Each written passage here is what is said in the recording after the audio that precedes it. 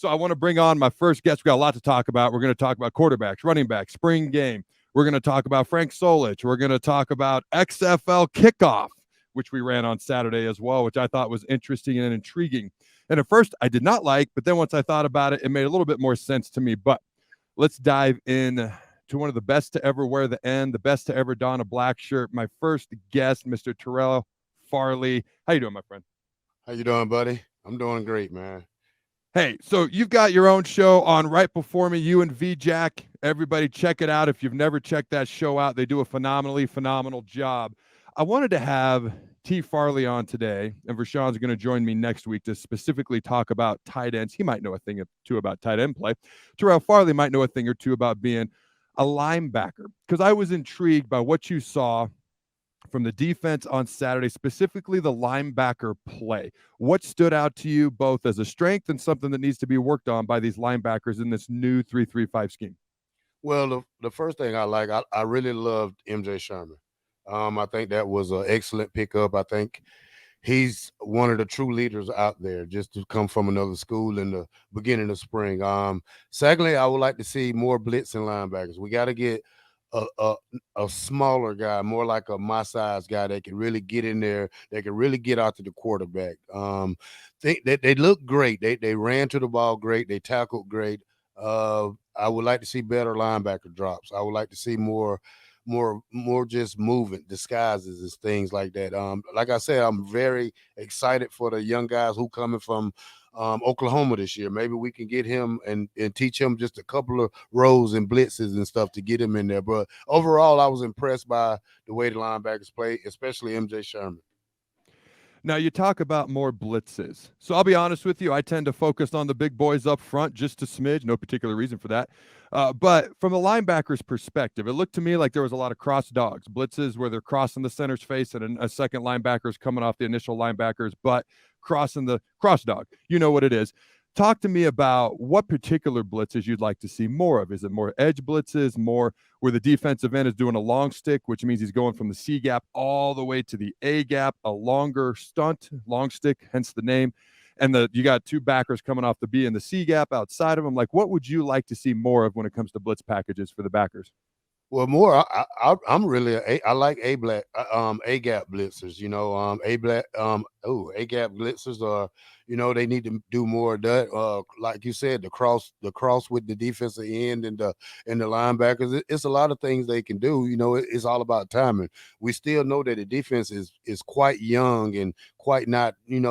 Too many plays wasn't put in for them to actually blitz like they wanted to blitz, because you still learning the 3-3-5 now it's summertime. Now it's time you work on more than just your base defense. Now when it comes to blitzing, you want the linebackers to come from everywhere. That's my motto. And you got to have a great defensive end. Now, if I had a defensive end like Adam Carriker, which I did have, in Grant Wistrom and Jared Thomas, those guys was able to take blockers with them and leave me to the outside by myself. And most of the time I can get over a running back or a fullback that's blitzing. Now, the thing is, you got to have great defensive line play. Dude, Jared, Grant, two of the best to ever do it. That is absolutely not a secret. Love shouting those guys out, though. Something else you mentioned with the linebacker drops. Now, this might surprise you, T. Farley. I didn't do a whole lot of dropping in my day, so I'm not quite an expert on such things. Okay, random funny side story. My son's doing spring football for the first time ever. It's 9v9. It's two-hand touch, half pads.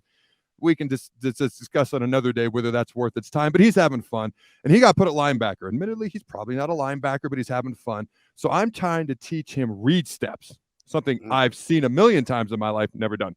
I'm supposed to explode off the ball as a D lineman. So he's out there trying to do read steps. And then he's trying to disguise his blitzes, and he's trying to hide his blitzes and blitz. So talk to me about, something as simple as a read step, something as simple, I don't want to say as simple, but what you'd like to see improved in their drops, because we talked about blitzes. I want to talk to you about their drops and what you'd like to see improved there. Well, I would like to see not just going for the fake handoffs that fools them a lot and get them caught up, and then it delays their drop. So what you need to do is just hesitate for a second, and you can and being a linebacker, you can see that the play goes fast, but not fast enough for you to get your drop. And you got to put a hand on that inside receiver that's running down the field. Now, if we get a hand on that receiver, that helps that cornerback out or that inside slot position that covers that. And it does a lot for you to put a hand on. Now, the thing is, with your drops are easy though. Drops are either you're gonna do a flat to curl, curl to flat, curl to hooks. It's all the same, and you just gotta play what's the strong side of the field.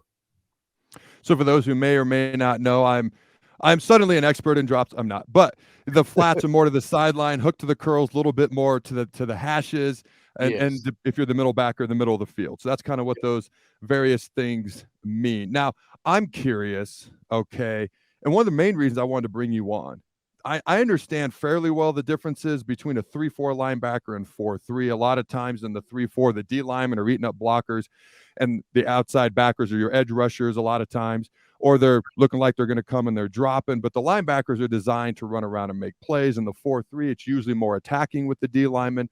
So my question is, in the 3-3-5, what's the biggest difference in the 3-3-5 for a linebacker versus a 4-3 or a 3-4? I think the difference between the 3-3-5 linebackers and the original 4-3 or 3-4, that those guys got to be big, like a MJ Sherman type, but they gotta run with it. I watched a lot of TCU in the national championship game, and those guys they had was big guys, but they was big guys that can run. I don't think the 3-3-5 is built for a small Terrell Farley type linebacker or Levant David type, unless you're putting Levant probably at middle, which he is now. But back in college, I don't think he would have been great for a 3-3-5. Now, the thing is, those big guys got to be able to run, got to be able to hold their own on the outside, because most of the time they're going to keep containment during if you get that DN slant in real hard, just to keep them honest and make them come through that gap. Now, one last question for you, and I promise it's not a loaded question. Because if somebody asked me, would I rather play in a 4-3 or 3-4 or 3-3-5 as an end, I'm going to say 4-3. That doesn't mean I'm bashing the current 3-3-5 defense. I'm just talking about what might be more fun. Okay. Yeah. So if you could choose 3-4, 4-3, 3-3-5, what do you think? This is my last question for you. What do you think would be more fun for Terrell Farley to play in? Well, obviously, I'm going to pick the 4-3 because Charlie McBride made it fun for me, and Yeah. plus the defensive lineman that I played with, nobody touched me. So of course, I'm going to be a 4-3 guy because I had a great Yep. defensive line and nobody never touched me. So I'm going to stick with the 4-3. I would imagine if you're like a rover type or somebody like that, the 3-3-5 would be a lot of fun just because you get a blitz, you get a cover, you get a disguise, you get to do all sorts of different things. But hey, do me a favor, T. Farley. Let the people know, in case they don't already, when and where can they listen to you and Vershawn every day here on the ticket so they can check out your good stuff? All right, we got the fastest 2 hours on radio. We're on from 10 to 12 at 93.7 the ticket. Hey, man, I appreciate your time and thank you for joining me, my friend. Thank you, big guy. Always my pleasure.